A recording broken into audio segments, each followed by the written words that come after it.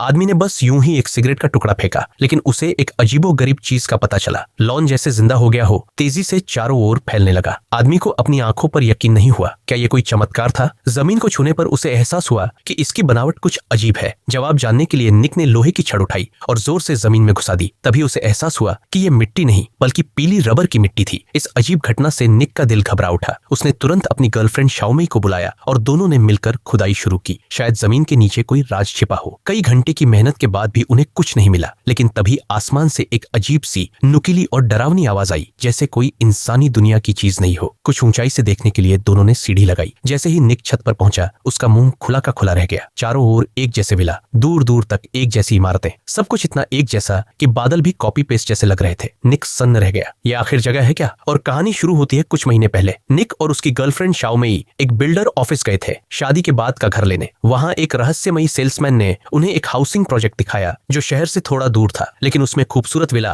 अच्छे पड़ोसी और शानदार कीमत का वादा किया गया। केवल 500 रुपये प्रति स्क्वायर फीट और 5000 रुपये डाउन पेमेंट पर घर तैयार। ये ऑफर उनके लिए किसी सपने जैसा था, तो वे देखने चल दिए। लेकिन उस गेटेड कॉलोनी में घुसते ही उन्हें कुछ अजीब सा लगा। हर विला बिल्कुल एक जैसा और कहीं कोई इंसान नहीं। सेल्समैन उन्हें विला नंबर 9 पर लेकर आया और दिखाने लगा कि घर पूरा फर्निश्ड है, सब कुछ फ्री में मिलेगा। ये सुनकर दोनों बहुत प्रभावित हुए। लेकिन जैसे ही शाओमेई ने पूछा कि और लोग कहाँ हैं, सेल्समैन गायब था। दोनों बाहर निकले, ना आदमी ना कार। परेशान होकर वे कार में बैठकर निकलने लगे, लेकिन रास्ता खोजते खोजते फिर से विला नंबर 9 पर लौट आए। सभी घर एक जैसे थे, न कोई लैंडमार्क न कोई दिशा। इस जगह ने जैसे उन्हें फंसा लिया हो। निक ने खुद गाड़ी चलाने की कोशिश की, वही नतीजा। वे जितनी बार निकलते वापस 9 नंबर विला पर लौट आते। दिन में ही ऐसा भटकाव, ये तो भूतिया जगह लगने लगी थी। वे फोन निकालकर लोकेशन देखने लगे, लेकिन मोबाइल नेटवर्क ही नहीं था। निक पूरा दिन दौड़ता रहा, लेकिन न कोई रास्ता मिला न कोई बाहर जाने की उम्मीद। और जब गाड़ी का पेट्रोल खत्म हुआ, वह वहीं रुक गई, 9 नंबर विला के सामने। थक हार कर उन्होंने घर में एक रात गुजारने का फैसला किया। फ्रिज में एक बोतल शैंपेन और कुछ स्ट्रॉबेरी थी, लेकिन उनका कोई स्वाद नहीं था। रात उन्होंने जैसे तैसे काटी और सुबह निकलने की ठानी। सुबह निक ने सीढ़ी निकाली और छत पर चढ़कर बाहर देखने की कोशिश की, लेकिन दूर दूर तक वही एक जैसे मकान। वह समझ गया, ये कोई सामान्य जगह नहीं है, यहाँ से तुरंत निकलना जरूरी है। चूंकि गाड़ी खत्म हो चुकी थी, वे सूरज की दिशा पकड़कर पैदल निकल पड़े। लेकिन दिन ढल गया और वे फिर भी उस जगह से बाहर नहीं निकल पाए। फिर शाओमेई ने एक दीवार के पार कुछ रोशनी देखी। उम्मीद जगी कि शायद कोई इंसान है, लेकिन जैसे ही वह वहां पहुंची, देखा ये वही घर था और वही बचे हुए खाने की चीजें पड़ी थी। वे फिर से विला नंबर 9 पर लौट आए थे, लेकिन इस बार दरवाजे पर एक डिब्बा रखा था जिसमें खाना और जरूरी सामान रखा था। ऐसा लग रहा था जैसे कोई उन्हें जानबूझकर पिंजरे में पाल रहा हो, जैसे चूहे। निक को गुस्सा आ गया। उसने लाइटर जलाया और घर को आग लगा दी। उसे उम्मीद थी कि पीछे छिपा इंसान बाहर निकलेगा, लेकिन कोई नहीं आया। घर जलता रहा पर कोई बचाने नहीं आया। थक हार कर दोनों सड़क किनारे सो गए। सुबह उठे तो देखा फिर से एक डिब्बा पड़ा था। इस बार उसके अंदर था एक प्यारा बच्चा।